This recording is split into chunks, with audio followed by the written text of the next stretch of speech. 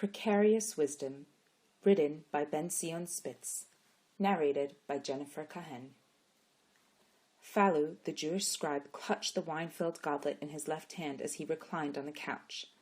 The couch was of new Roman design, the latest from Ceasaria.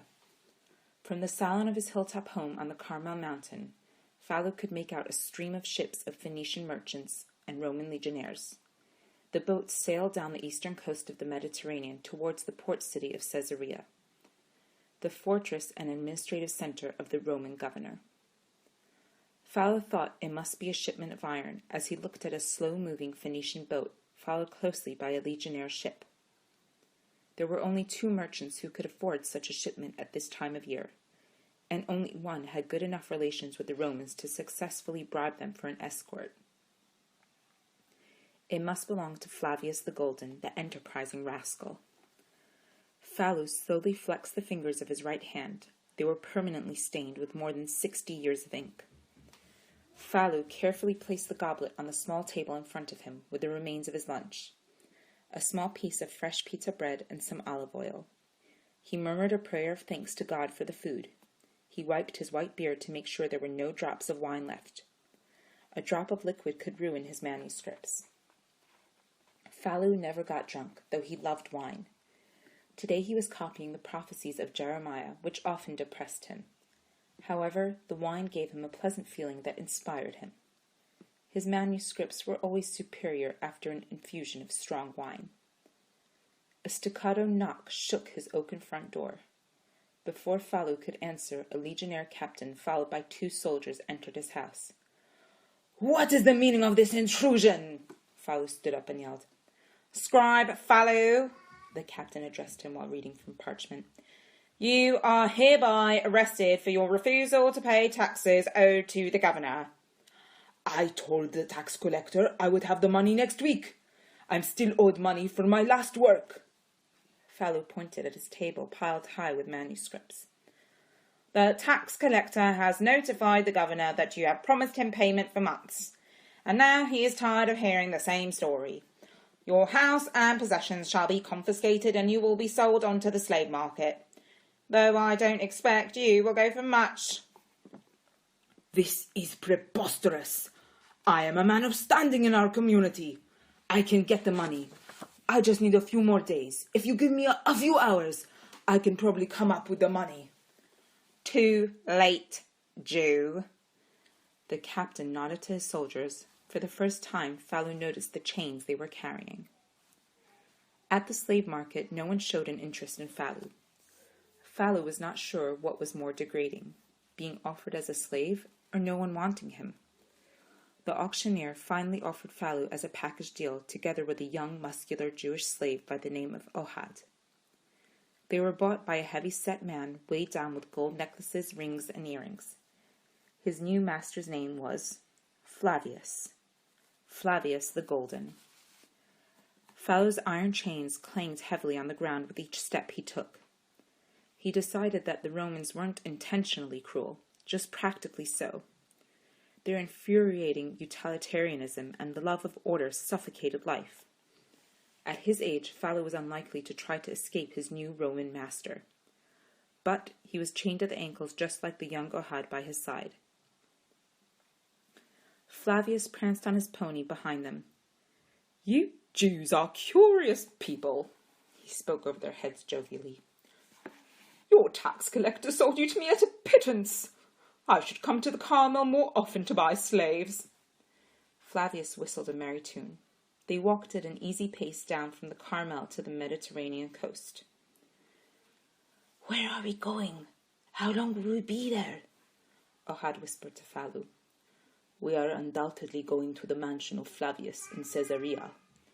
We will be there until our death, or until we are sold to someone else. It could be worse. Flavius is known as an intelligent and generous man."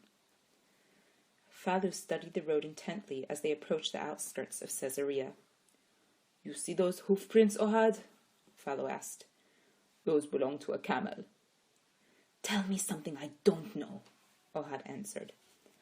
Flavius stopped his whistling and listened to the slaves. "Did you know that the camel is blind on one side?" Falu continued. Flavius leaned over the side of his horse to hear the conversation. "Really? What side?" Ohad asked. "The right side. I'll tell you more than that. The camel is carrying a skin of oil on the left and a skin of wine on the right." "How can you know all of this? You're making it up." "The camel has 2 riders, one Jewish and one Roman."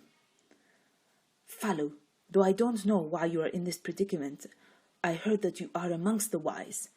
But how can you possibly know such details about a camel you have not seen?" Ohad asked. "I am curious as well," Flavius stated. "Stay here until my return." He trotted ahead of his slaves to catch up with the unseen camel. Falu and Ohad stopped and sat on the side of the road, happy for the break. Falu removed his sandals from under his iron shackles and rubbed his aching feet. They saw Flavius disappear behind a curve of the road. "Flavius will kill you if you are wrong," Ohad stated. "I am not wrong," said Falu.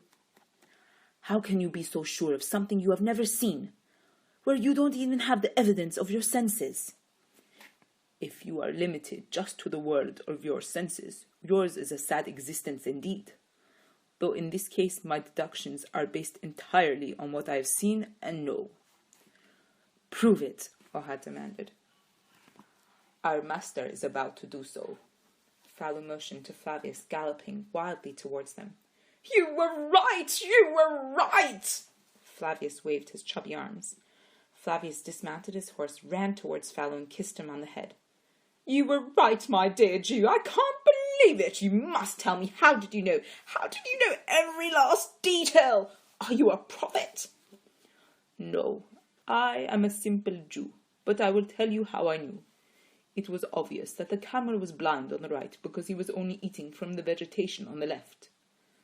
I knew that the skin pouch on his right was wine because the drops that fell from the pouch sunk into the ground, while the pouch on the left had to be oil, as those drops did not sink.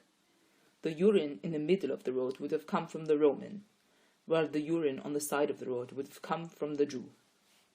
"Brilliant! Amazing! You are a genius! We must celebrate this!" Flavius unlocked the shackles of both Falu and Ohad. He insisted that Falu ride his horse while he led them to his mansion. At his mansion, Flavius commanded his servants to prepare a feast. He invited his neighbors. Musicians were called for. Flavius sent Falu and Ohad to bathe and provided them with fresh clothing. Word spread throughout Ceasaria that Flavius was hosting a party. Within an hour there was a large crowd feasting in the patio of the mansion. A skinned sheep on a spit turned slowly over the fireplace. The aroma of roasting meat filled the mansion. A band of musicians played a lively tune. Flavius whistled and danced to the music. Falu and Ohad sat at the center of a long table. Falu eyed the wine longingly and rubbed his sore ankles with his ink-stained fingers. "Brothers, sisters," Flavius announced to the crowd, "today I bless the Jewish God.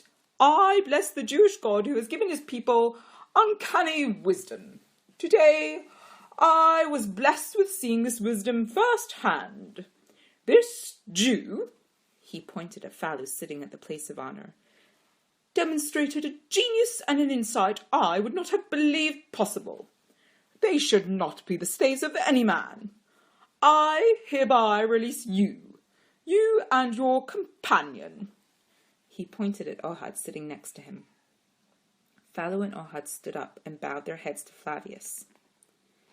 "It is you, Flavius, who has demonstrated wisdom and kindness," Falu said. "It is written in our books that those who bless us shall be blessed. It is you, Flavius, who has blessed the name of our Lord this day, who shall merit great blessing." Falu embraced Flavius, kissed him on both cheeks, and walked out of the mansion without looking back. Ohad bowed to Flavius and ran after Falu. "Where are you going?" Ohad asked Falu. "To the port." "Why? What's there?" "There is a shipment of iron arriving shortly that most of Ceasaria does not know about yet. I am going to pre-sell some while the price is still high.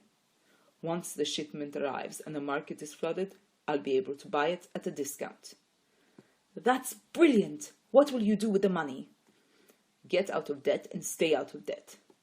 Can I join you? Can I help? I wouldn't be telling you otherwise. I need someone to carry the actual iron.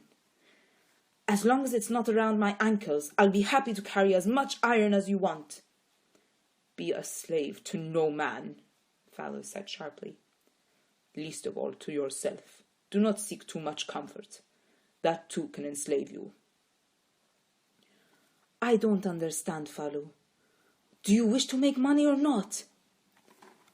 Let us make enough to correct our debts of the past and live light and free in the future. I shall follow your wisdom. This is not merely wisdom, Ohad. Falu stopped and rubbed the sores on his ankles. This is bitter experience. This has been Precarious Wisdom, written by Ben-Tzion Spitz, narrated by Jennifer Kahen.